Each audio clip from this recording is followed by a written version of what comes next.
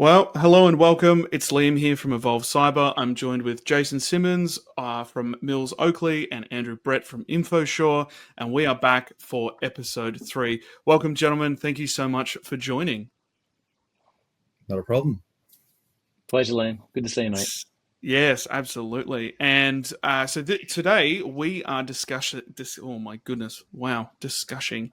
We are discussing the topic of a breach coach and incident response, and how these two roles sort of work together in the context of a data breach. So, I guess the first burning question, which, to be completely honest, I didn't know this for quite a long time, and I think it's not quite well known as well, is first of all, what is a breach coach and what is the role and responsibility of a breach coach?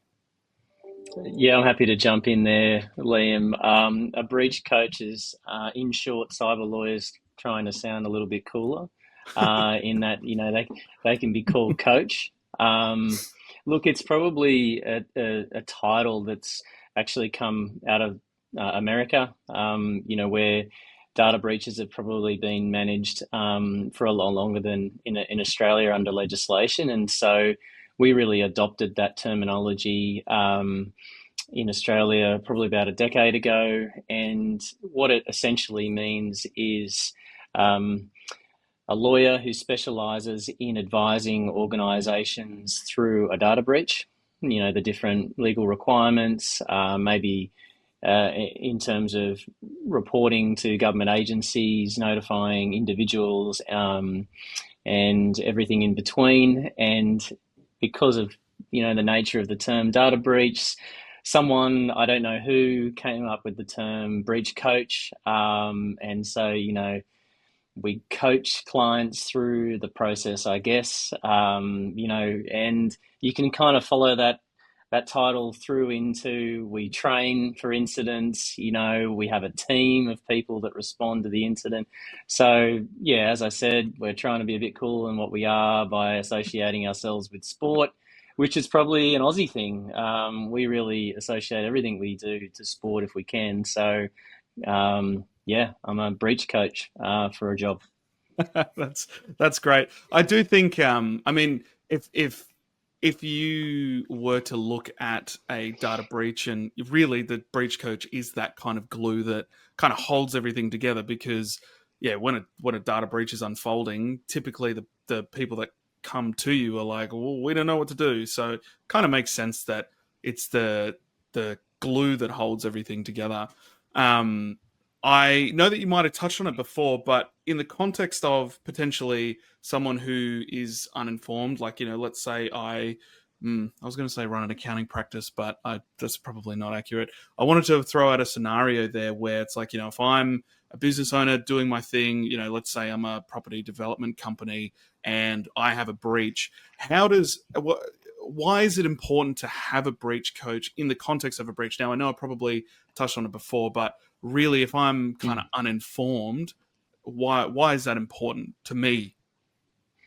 Of course, and so in this scenario, a property developer is probably not an expert in privacy law.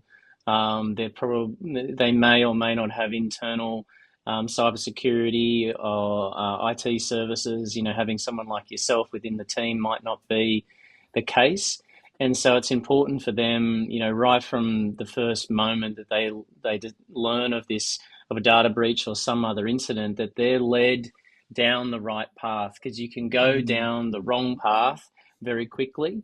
You can quickly find yourself not complying with relevant laws. You might have stakeholders, customers, staff quickly getting annoyed with how you're responding to the data breach, because you just don't have that internal capability, expertise to know what to do. And so my job is to sort of come in, often not really knowing anything about the organisation unless we've met before and done some training, but often it's not the case.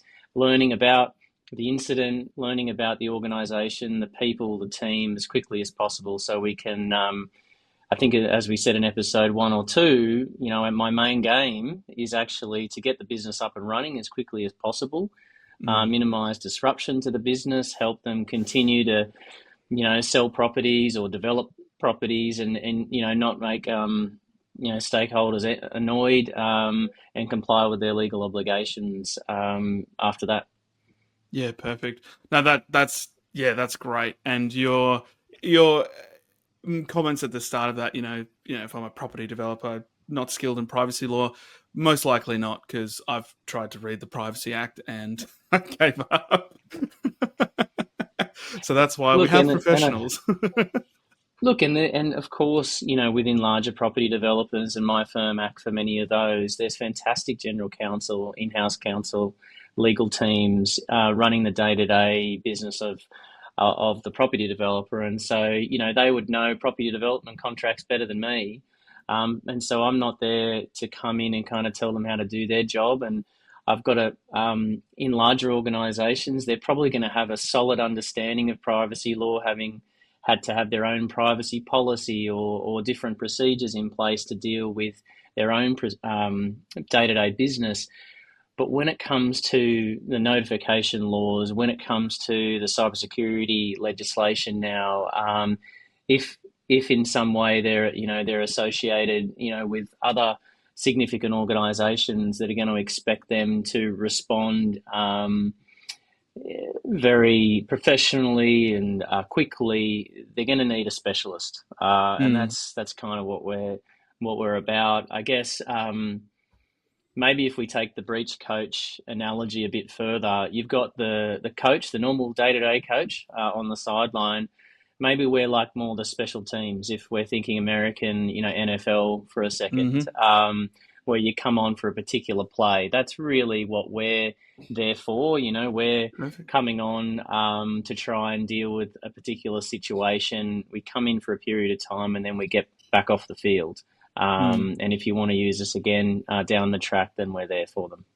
Yeah, no, that's great. I love that analogy. That makes so much more sense. Now, I'm going to throw a bit of a spanner in the works here a little bit. And again, sorry, Andrew, if this question isn't really relevant, but again, putting myself in the mind of a business leader or someone who is learning about all of this the first time, do most, and again, you might not know, and that's okay, do most cyber insurance policies include a breach coach? Or how could a business leader ascertain if a breach coach is going to potentially be involved in their cyber incident from a insurance perspective? I hope that question makes sense.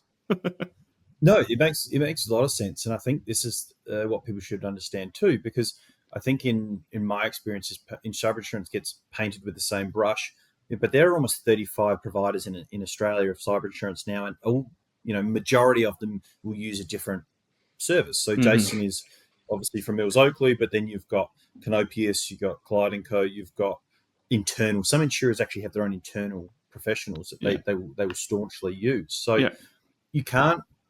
Again, this goes back to the whole sort of web of cyber insurance. You hear some people say, especially in IT and cyber, again, sorry to pick on them, but they're like, I know this about this thing. And you go, how? How do you know if there's 35 policies with 35 different scenarios? How do you know?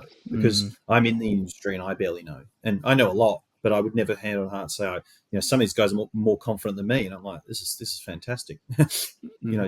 It's one of those things. So, yeah, I think this is where it goes back to who you're buying your cyber insurance from. So just because someone's a broker doesn't mean they understand the product. Now, what we like to do, what we did in Infosure was the first thing we wanted to look at was not the actual policy schedule, but who was behind the incident response. And that's actually how I met Jason, because I wanted to know who was going to respond on that policy. Because Jason will happily say he doesn't work for every insurer. So there's some insurance policies you won't get Jason. Now, there should be an element of breach coach, or it might be called incident response services, but you really do need to know who that is. So who are you buying it from depends on who you get. And I think it's a fair question to ask your broker, who's my incident response team? Who am I actually going to be dealing with when this happens? And there is nothing there's nothing that if there's no question that shouldn't not be answered. I'll get that right. Shouldn't not be answered before you purchase the policy, because I see a lot of policies where people or businesses have bought them, but they wouldn't have a clue how to use them. And to be quite frank, it's almost as bad as not having one, because little things don't call. I always say to my clients, don't call me. There is a number that will go straight through to 24/7 hotline. And if you were to call me, you'd just be slowing down the process. So, and I can confidently say about who your incident response is going to be, what services you're going to get from them. Now, in saying that long-winded novel of an answer, yes, most policies should have some sort of breach coach service in them. Yeah. Yeah, great. No, awesome. That makes a lot of sense. And again, as we're going along, I'm also picking up things here and there. And what you just said, Andrew, about, not knowing what's in your policy, I'll be the first one to admit, again, I look at some documents, I'm like, what does this even mean? So it's... I think that's the hard part. It's sort of like saying, we all have a car, but if I have a Nissan Patrol and you have a Toyota Land Cruiser, yeah, cool, they're both four-wheel drives, but they're very different quirks and features. Yeah. And going back to what we said in the previous episodes is making sure that you've also, when you're conducting reviews of your insurance policy, you've got someone who can advise on that, because that's important, who's legally can advise on the policy to help you understand that. So, no, that's great. Now, look, I threw this question in because I wanted to see what kind of response it gets, because, again, putting myself in the shoes of someone who maybe doesn't know a lot about this, let's say, again, going back to that property developer scenario, Jason and Andrew, if I've got a cyber incident response plan, does that mean I'm all good? I don't need a breach coach. I don't need all these different things? I'd say the opposite. I'd say that because you've recognised that you need an incident response plan, you recognise that you'll need someone to coach you through that plan. Now, if in the preparation of that plan you've engaged with Andrew and through the insurer that you've gone with, you've met with the breach coach that insurer is going to provide you with, I'd strongly recommend that they be given a copy of that plan in advance, and that you actually have a meeting to sort of run through it at least at a high level, if not a simulated exercise, so that then when the real thing happens, they then coach you through that plan in a real life scenario. So that would be what I'd think. So, maybe that goes completely against what people's general understanding is. Well, I've got a policy prepared and we spent all this time, we don't need that breach coach now. Well, in my experience, 100% of the time, it's not a tick the box exercise when you have a cyber incident. The scenario is never going to fit neatly within, page 1 through to page 12 of your plan. It's going to go all over the place. You're going to have curveballs that you're going to have to deal with. You might have team members off on leave, something you haven't thought of. Heaven forbid you're in the media and you're getting attacked. So, look, it's something that I really think, in 2025, every organisation should have, that being an incident response plan. But I hope it doesn't become then like a safety blanket that, oh, well, we're good now. We don't need those experts on call. Yeah, no. I think if I jump in there, Liam, just before we move on, and again, I hope this podcast is filled with analogies, simple analogies that people can really react to, and that's that. Jason is a bit like a paramedic, right? So, it may be the worst day of your life, right? So you've got a plan. You had a plan. Sorry, before anything happened. Let's go to a car accident. It's really sad. It's the worst day of your life. You are absolutely in distress. Not to downplay the car accident, but for Jason, it's a Tuesday. It's just another day. And I can't stress to you, having Jason sitting in the room, everyone's running around, everything's on fire. What the hell's going on? And he's going, let's just take it back 5. Guys, it's just important to take 5. This is my 120th data breach. I'm not saying it's not bad, but let's just calm down. I think that is priceless. So an incident response plan on paper, fantastic. In the real world, use Jason. Yeah. Which is exactly, I know that was a bit of a loaded question. Sorry for throwing it out there, but that's exactly what I've been asked in conversations with clients and business owners.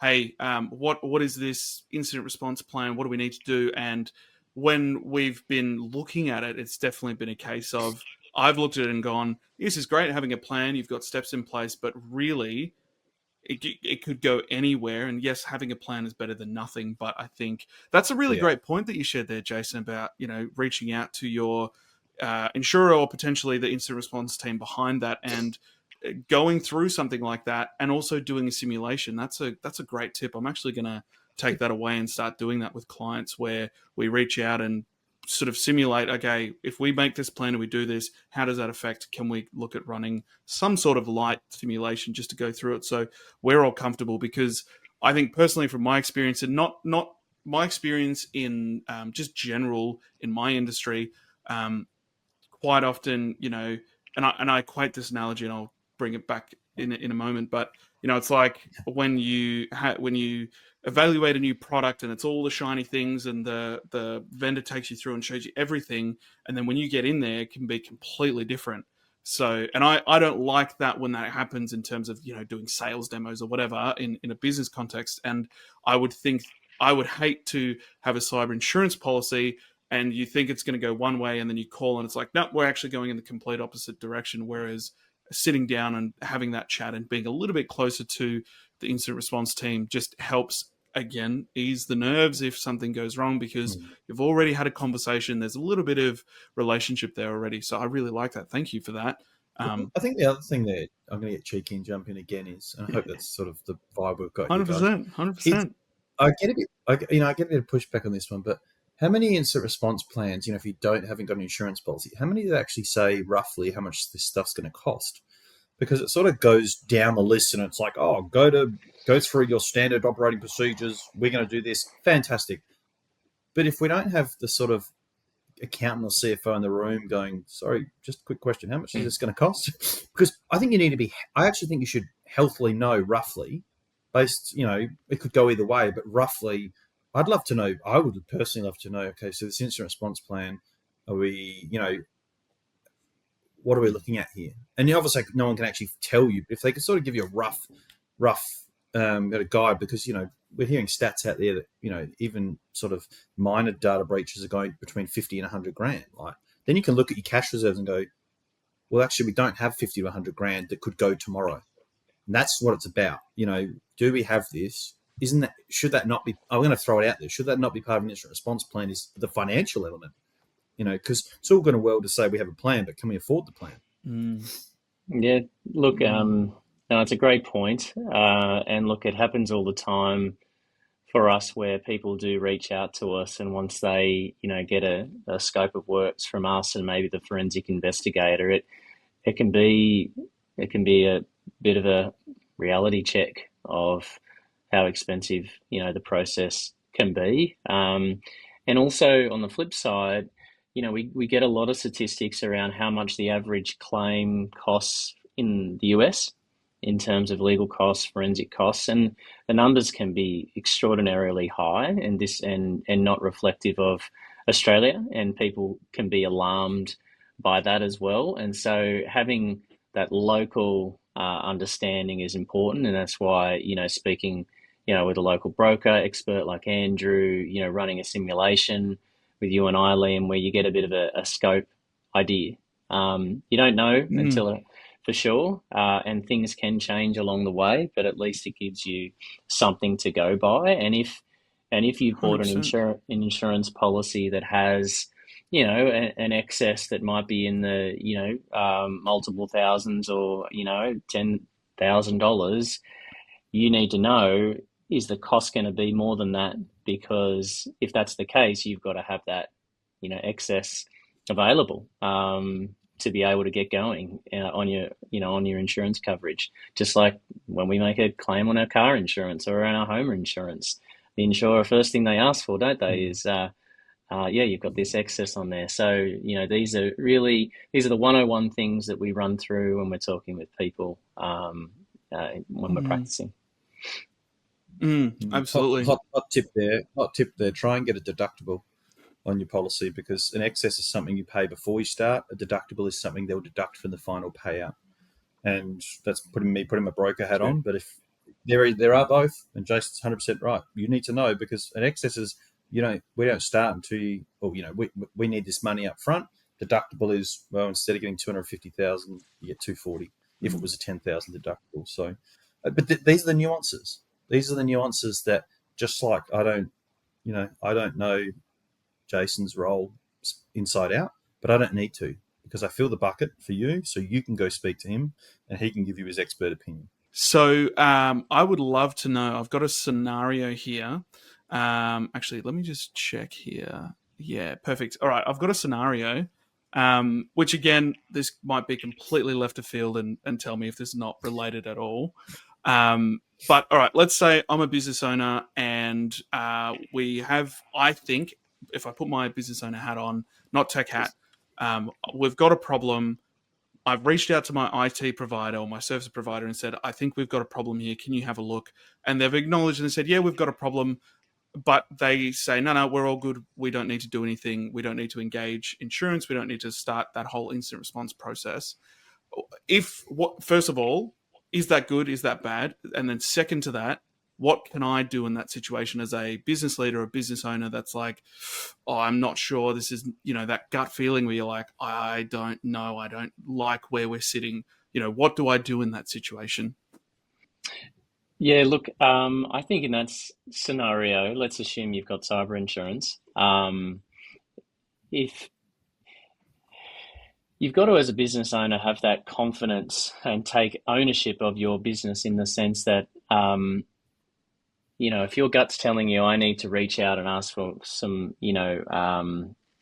advice from someone who's independent, maybe of the current services that I'm receiving, then I should do that. And what I mean by independent is, it's often the case, and you know this better than me, Liam, is that there's a contractual service relationship between the IT service provider and the company, or the security provider and the company. And when there's a breach, often there's an assumption made that possibly something has gone wrong, or someone's done something wrong, and that it's not just a criminal doing what they do. And there can be a human nature of defending your work and wanting to sort of make the position that no, it's fine. We can just quickly update your change your passwords. It's looking fine. Let's move forward, and sort of, fingers crossed, and that everything sort of goes away.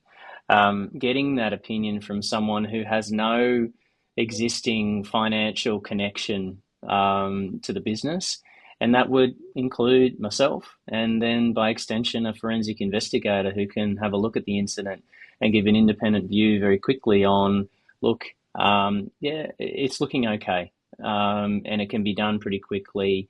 Short, triage call, maybe an email from me saying no problem, no obligations, all the best.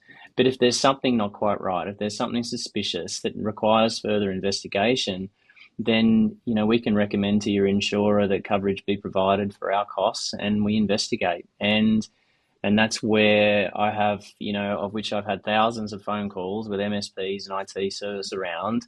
Look, we appreciate, we're not saying you've done anything wrong here. We're here to help. Let's work on this together. Let's find out what's going on and get this business going again. It's not about finding fault. I think that's a common misconception around data breach incident response, is we're not investigating to find whether the IT guy's stuffed up. Our main job is to investigate and give legal advice on whether there's obligations arising from the incident that need to be dealt with, regardless of however it happened. Yes, we try and find out the root cause, like how did this thing happen? Because that gives us information around when it started and the different data that might have been compromised, and whether it's still a live incident that needs to be shut off. That's all really important stuff. But it's not about me dropping a letter of demand on the IT guy and saying pay up. That's not it.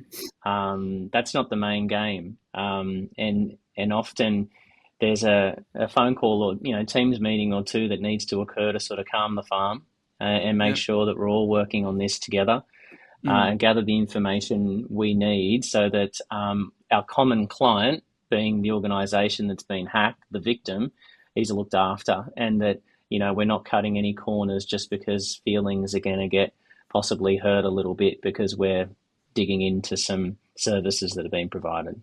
Yeah, gotcha. My answer was two parts. The first part is, as you said, Liam, be very not wary, but it's a bit like a public liability policy where there's something called a notification.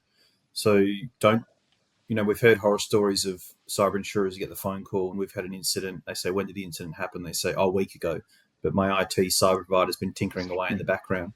That can really, really blow up a claims and a claims policy. But, not just that, there is actually, and again, all policies are different, so I can't give you a blanket answer, but all policies will have like a notification period of, you just need to let the insurer know within the next, and they're only, as Jason said, they're not doing that to ping you. They're not doing that to punish you. It's like, guys, we're the ones who are going to actually pay for all this.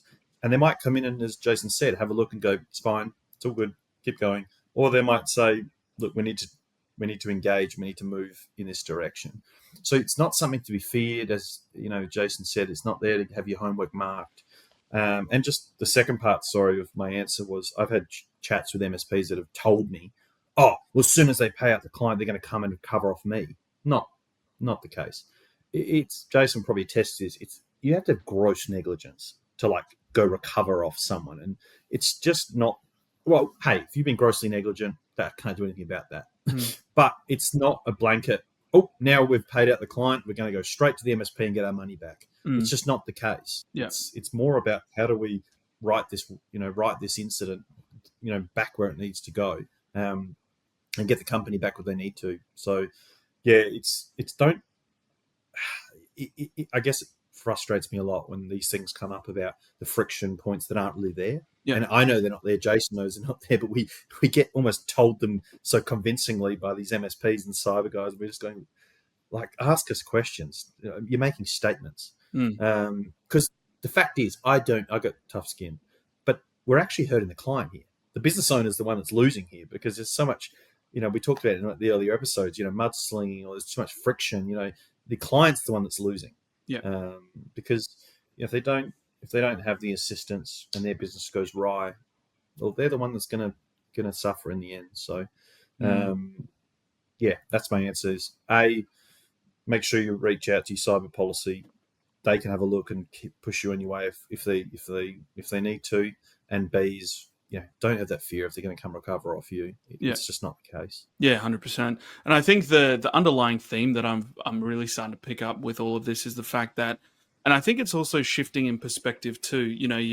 Look, I'll be completely honest. I have insurance in my business. I never speak to my insurance broker or whoever, which is probably a bad thing. I should do that. But more to the point, I think what I'm really hearing is that bring the cyber team or cyber insurance or incident response, bring them close to your business, bring the IT service provider closer. There's a lot of teamwork and collaboration that can happen, and a lot of preparation based on what we've just discussed today.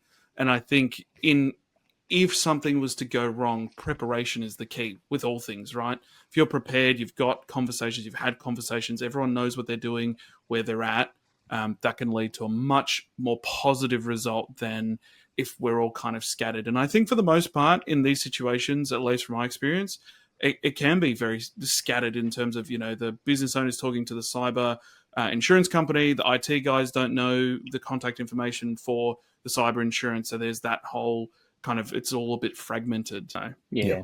Look, my last comment would be, Liam, is the far majority of the time I get to work with fantastic IT managed service people that actually take it personally and care deeply about their clients.